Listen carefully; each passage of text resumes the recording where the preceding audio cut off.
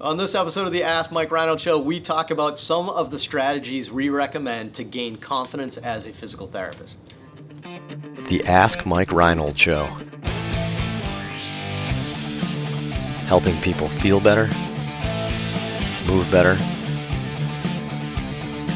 and perform better.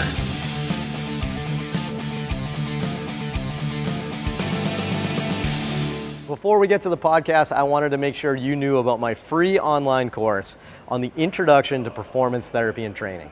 If you want to learn how to get started optimizing and enhancing performance, this is the course for you.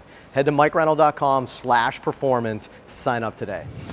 All right, welcome back, everybody, to the latest episode of the Ask Mike Reinold Show. We're up at Champion PT and Performance up in Boston, Massachusetts.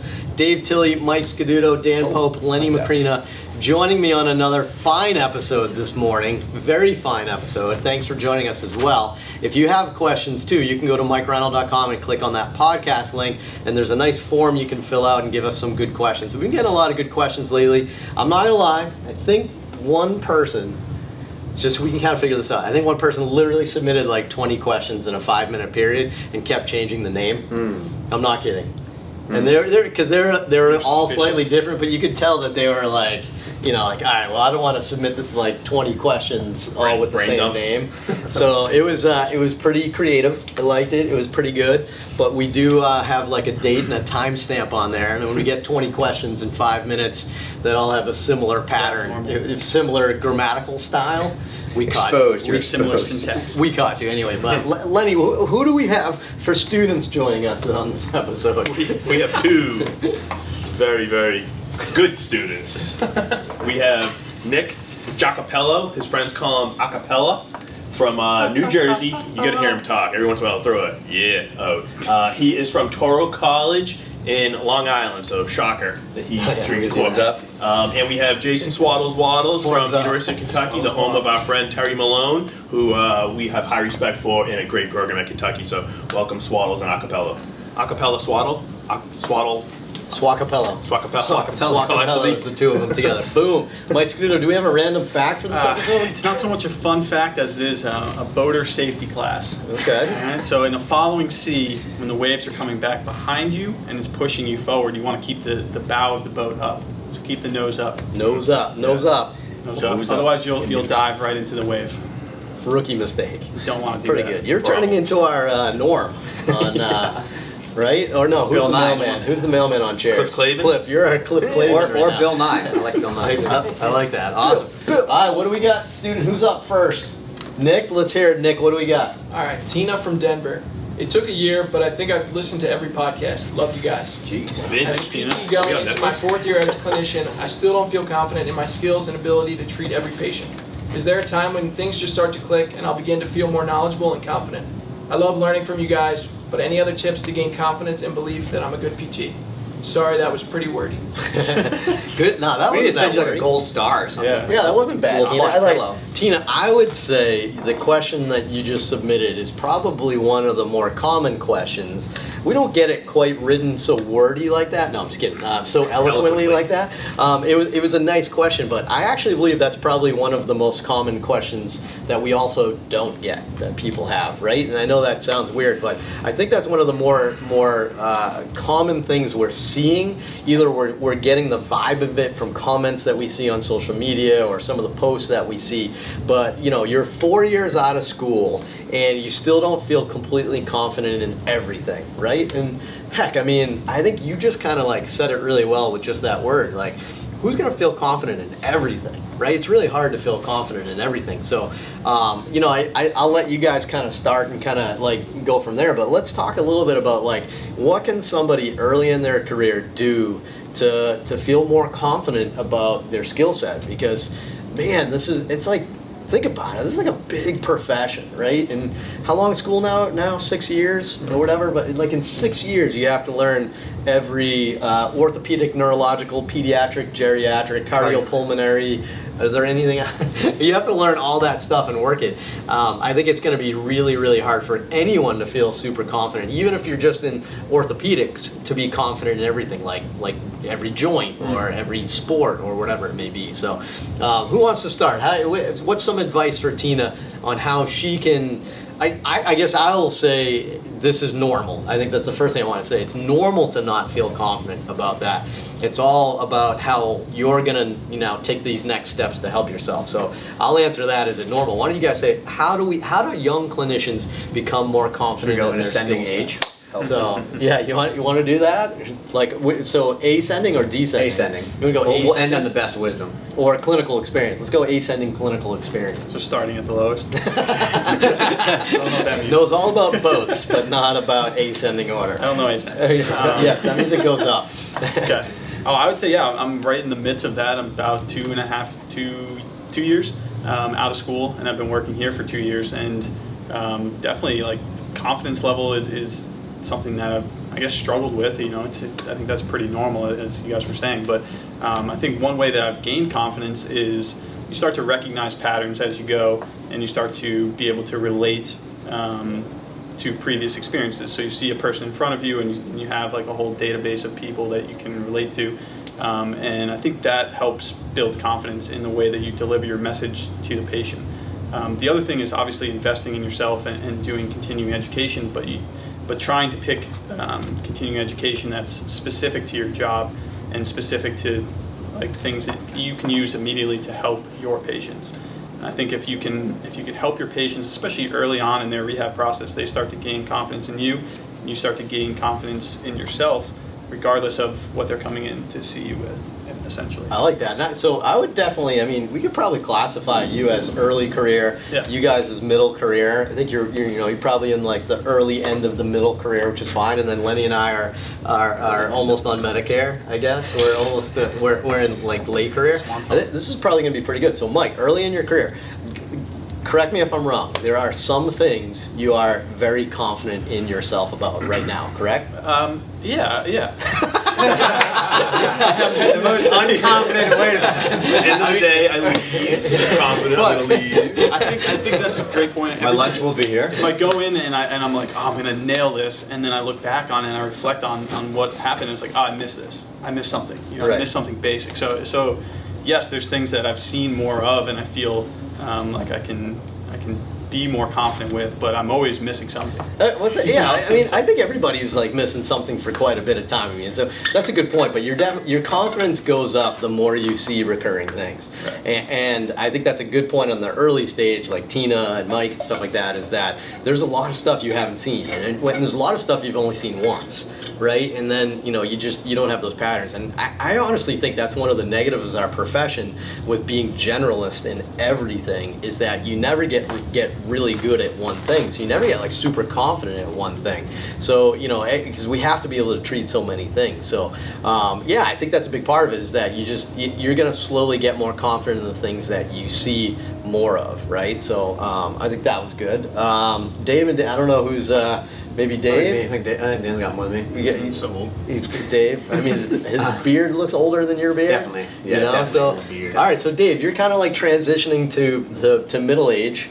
Right, where things start happening, we start losing our hair, we start. True. So Dave, you're middle age. Like, what do you think? Clearly, you have developed some expertise in some strict niches.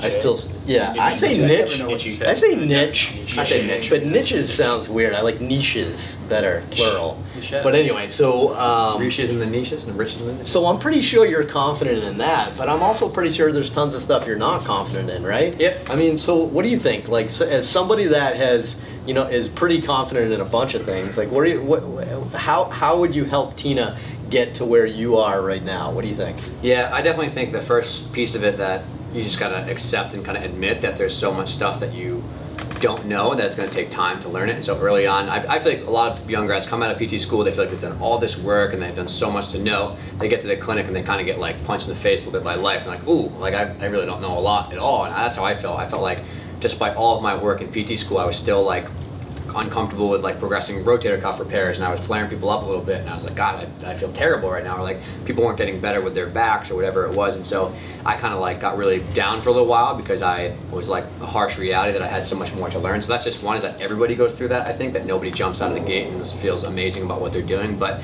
I definitely found that kind of piggybacking on Mike, when I didn't have even a background information about what I was treating or what I was working with or what to do, I felt really uncomfortable in the eval. I didn't know how to like test for things. I didn't know how to make a basic plan, and I felt like I almost felt like I was like swimming around a little bit in the eval itself, not knowing what to do, and I could feel that the person was like losing their confidence in me, so that was like made me feel worse about it.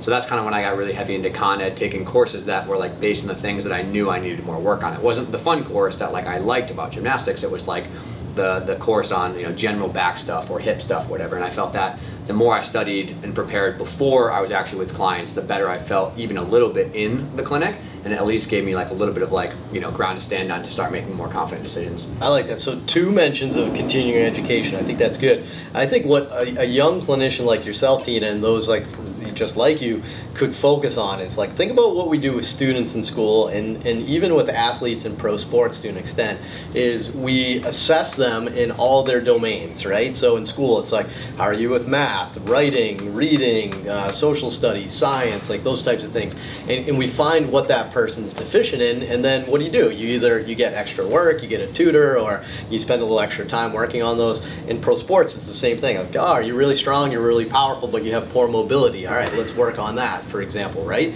So I think what you can do now is you can say is, all right, what do I feel confident in and what do I not feel confident in, and start kind of like plucking those things that are lower on your list and start getting some continuing education out there. I know I always tell that story. That's what I did with spine, because I didn't do a lot of spine earlier in my career, and I did all these courses to try to find it, and what I did was I just realized that it took me 2 years of courses to figure out that I was actually doing an okay job, right? And there wasn't something magical out there that I was missing. It was just experience. But you always second guess yourself. You always say like, wow, I mean, I bet you there's something I don't know that I'm not helping them. And it took me 2 years at Con Ed to figure out that I was actually doing a pretty good job. So your effectiveness and your confidence are not necessarily linear, right? So what do you guys think? Dan, we're still going in ascending order from bottom to top. Ascension, yes. Yeah. What's up, Dan? What are you thinking? I think learning is kind of a double-edged sword. Whoa! How about this? We weren't ready for this. Cut the episode. Plot twist. Yeah. Sometimes when I hear really confident people talk in the physical therapy realm, I think it's sometimes because they have a very baseline understanding and they think that's kind of all that's out there, right? So they're very confident in that. That's what they say, and they're not even really aware of everything else. So once you go out and try to learn everything else, then you start to second guess yourself. And I think for the younger clinicians, and she's 4 years out right now, so maybe getting beyond the stage, I think it's really confusing, because if you start looking out there in the continuing education world, you have like your PRI guys or the pain science guys or evidence-based guys, and a lot of it doesn't necessarily agree or mesh. So what I would find myself, and this is a big problem for me, is I would have a patient in front of me. I was like, all right, the rotator cuff hurts. All right, what does the research say? All right, what was this like? What would you say from a pain science perspective? What about the PRI guys? Where does it go? And it becomes very challenging. It's like it's hard to kind of gather all your thoughts together, right? So one of the things that's helped me, and I really just got this information from a marketer, was like find a few people that you really like, right? That really agree with what you have to say. And it's good to have the opposite side, because it's good to question what you do. But find some people that maybe work in a similar population as you with a similar type of patients and really learn a lot from those guys, get a really solid foundation, and at that point you can start to reach out a little bit, but you kind of have to build that base first. The other thing I'll say that I've done in the past few years I think has been really helpful is that, and it's really sad because I've moved from a more general population in practice to much more specific, and I've forgotten so much stuff. It's just really, really sad. Oh yeah. I just to make you feel better, everybody watching this, we're terrible physical therapists. We're just really good at like little things that we're good at. But I would have zero clue what to do with like. I remember like early in my career, I remember people at APTA would like criticize the people like us and me at the time. I remember being criticized, like openly, like hearing people criticize that you're not a good physical therapist because you just work on shoulders and knees in sports. And I was like, wow, I think you're right. I'm not. But then I'm like, all right, well, whatever. I'm just going to be really good at this. And now I'm at the point in my career where, and this is you see it with some of like the leading surgeons and stuff that are going on now, but like. I don't know if I can. I don't know. Dan can treat the hips. Like I don't have time for the hips. No, it's like too much to like focus on. So it's like don't be afraid that you don't know everything, right? Because we're all really bad therapists at certain things, and embrace that, right? This is kind of what you're saying, Dan, right? Is just you can't know everything. Like, surround yourself with those people that you kind of, I think you kind of sync with, right? Sync personality with. I think that's kind of what you're saying, right? Yeah. Yep. So, Leonard, what about you? I mean, you're Oh, elderly. wise one. You're I have elderly. a lot more to add. You Master guys Lenny. are very wise beyond your years. So I do with King Jedis. Tut back See in the what day. Lenny just taught us right there with Young wisdom Jedis. is you don't always need to add something, right? Sometimes you just Right. say you're good. I don't know. I still do evals. I'm like, damn it, I missed that or this. So it happens. Just maybe acknowledge it and get it the next time. It's probably gonna be a second visit, so don't get too down on yourself. If there's something that maybe you're not up on, or it's a diagnosis from the doc, or something that you found that you're not ready for, or you don't really have a good understanding, I'm doing a PubMed search that night and being ready for that next visit. That person comes in to have information, or I'm on social media trying to find people along with my PubMed search and just finding out anything I can, everything I can. I think another thing that would help and what has helped me is not only getting with people that I trust and respect and being able to talk shop within the facility, I think also having my own website and having to do research and teaching and lecturing to other courses or other therapists through courses, I think has helped me a ton too, because I have to stay up on things. I have to stay up on the research. I have to stay up on the literature, and I have to be able to communicate that not only to other PTs, which is huge, but then also communicate that to clients as well, patients as well. So I just think there's so many different avenues that you can go down with having good mentors in your facility. And if you don't, maybe it's time for you, maybe you're having that 4-year itch, if that's even a thing, where you need to maybe start thinking about moving on, and maybe you start specializing. See how confidently he said that? Maybe you start generalizing, or you start becoming more specific and not being so general, which we've said numerous episode after episode is the PT profession is very general, and I think it's probably one of the things that's affecting us overall, and why everything is kind of diluted, and how we see people coming from other PTs saying, I just wasn't satisfied with the care I was getting, because everybody is so kind of diluted in their information and not specific in their knowledge. So you're not going to go to, for example, you're having your knee replaced, you're not going to go to a nephrologist, right? You want somebody who knows knees, you want somebody who you're not going to go to a general surgeon for a knee replacement, right? So why would you want to do that for PT as well? So I think getting as much information in your hand as possible, I think, is going to give you the confidence as well. You're at that 4-year point where you think you know a lot of stuff. I think you put that on social media and it's kind of taken off, that little the graph that shows you don't know anything, you think you know a ton, which you don't, and then you realize you don't know a ton. You're at that point, and then you start to take off realizing that you know more than you think. You just have to be able to articulate it to your clients, And you've been itchy for 4 years. 4-year itch. Right? So you're like, I'm saying that. Renew the resume. So I guess the only thing I would then add is that, okay, this is great. What do you do when you're thrust into something, though, that you're not completely confident in? And I think what you do, you want to jump in? Yeah, I would say there's always something we can do to help the person. It needs to be basic, and you can keep it very, very simple. But even if it's advice on something simple, or exercise based or soft tissue. I think another thing is understanding that you don't know. Sorry, because I don't know if you're going to. There's always something you can do. Yes. But maybe it's to refer them to somebody else, That's which true. we get all the time. Yeah, You know what I mean? that's a good Like, there's somebody in your facility, maybe another PT that's more experienced, or somebody outside of your facility, and you just send them to them. And Right. don't think you need to treat everything. Yeah, if you've been itching for 4 years, you need to go see a dermatologist. No, you just go see a general. That's a good point. Sorry. Yeah, I think that's all I have. Yeah, good. Yeah. No, but I think that's a good point, right? It's okay to not know, but I think it's if you don't then go home and find out as much as you can, then you're doing a disservice to the person. But I would add, I think there's one thing that we haven't talked about yet is what do you do when you're thrust into the situation? It's about having a systemized approach, and that's kind of what we do here. It's kind of the whole point of like how we collaborate even with our strength coaches and our fitness people in here, and the whole point of like our champion performance specialist certification thing is we have a systemized approach. So even if you don't know what exactly is happening to the person in front of you, you have a systemized approach to say, okay, here's what I'm going to look at. I'm going to look at the involved area, then I'm I'm going to look at the way they move, and I'm going to create a checklist of suboptimal things. And even you may not know, all right, I don't know exactly what to do with this person's knee, but I know that I systematically looked at them and I found A, B, and C. I'm just going to work on those things as I learn more about this person, and I think you can go forward. So you don't need to know everything, but if you have a systemized flow with how you go through everything and how you look at the people in front of you, I think then you're going to be way more confident that you can help this person, because yes, you may not be an expert in a total knee replacement, but you are an expert at all these other things and how you're going to apply it to them in a systemized format. So I guess that would be the only thing I would kind of add there is we're still faced with this all the time with people that throw us curveballs.